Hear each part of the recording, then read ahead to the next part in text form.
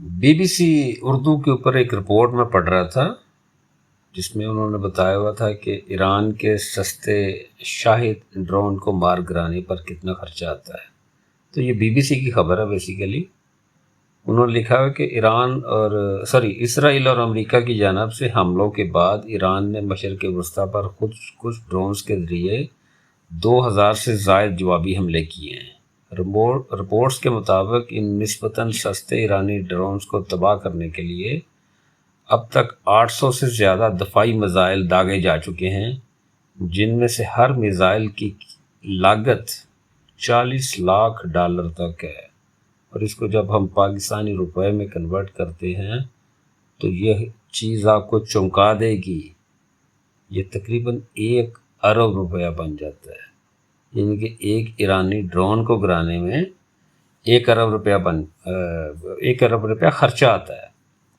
اب دیکھیے کہ وہ ساتھ میں یہ کہتے ہیں کہ ایران نے 2000 ڈرون داغے، 71 ڈرون ٹارگٹ کو ہٹ کیا اور بقایا جو ہم نے گرا دیے۔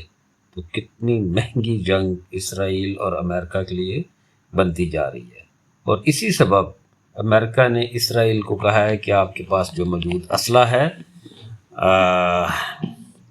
آپ اس کو عالمی مارکیٹ میں فروخت کر سکتے ہیں۔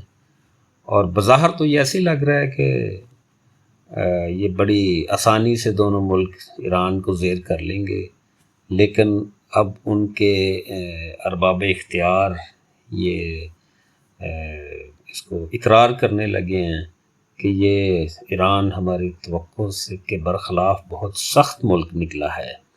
ان کو یہ علم ہے کہ ایران عراق نہیں ہے، ایران افغانستان نہیں ہے، ایران لیبیا بھی نہیں ہے۔ ایران ایک ساورن کنٹری ہے جس نے پابندیوں کے باوجود 1979 سے لے کے اب تک پابندیوں کے باوجود اپنی دفاعی صلاحیتوں میں اچھی خاصی ترقی کی ہے، اور یہ ترقی کسی اور ملک کی کلی طور پر کسی اور ملک کی مرہون منت بھی نہیں ہے۔ یہ بھی نہیں کہہ سکتے کہ یہ روسی ٹیکنالوجی ہے یا یہ چائنیز ٹیکنالوجی ہے۔ جن دنوں میں انقلاب ایران آیا تھا تب چائنا اس طرح پاور نہیں تھی۔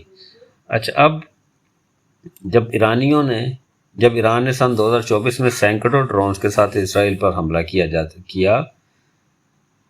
بتایا جاتا ہے کہ اس وقت برطانیہ میں سے اس نے کچھ کو گرانے کے لیے لڑاکا طیاروں کے ذریعے میزائل داغے۔ ہر میزائل کی قیمت تقریباً 2 لاکھ پاؤنڈ بتائی جاتی تھی، اور ابھی جو ان کو گرایا جا رہا ہے وہ ہے پیٹریٹ میزائل، امریکن کا مہنگا میزائل۔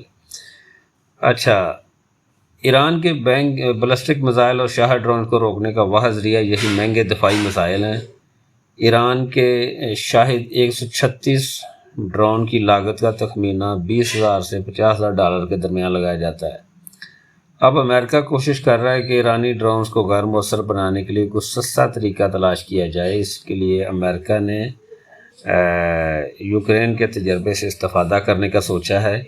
فائنینشیل ٹائمز کے سیکیورٹی اور دفاعی امور کے نامہ نے مزید کہا کہ یوکرین نے ایسے ڈرونز بنائے ہیں جو دوسرے ڈرونز کو تباہ کرنے کے لیے استعمال کیے جاتے ہیں، اور یہ ڈرونز نسبتاً آہستہ پرواز کرتے ہیں، لیکن یہ روسی ڈرونز کے خلاف مؤثر ثابت ہوئے ہیں اور انہیں وسیع پیمانے پر استعمال کیا جا رہا ہے۔ تو ہمارا ایمان ہے کہ انشاءاللہ تعالی امریکہ اس جنگ میں بھی ذلیل و رسوا ہو کر نکلے گا، اور اللہ تعالیٰ سے دعا ہے کہ اللہ عالم اسلام کی ایک طاقت کو سرخرو کرے۔ آمین ثم آمین۔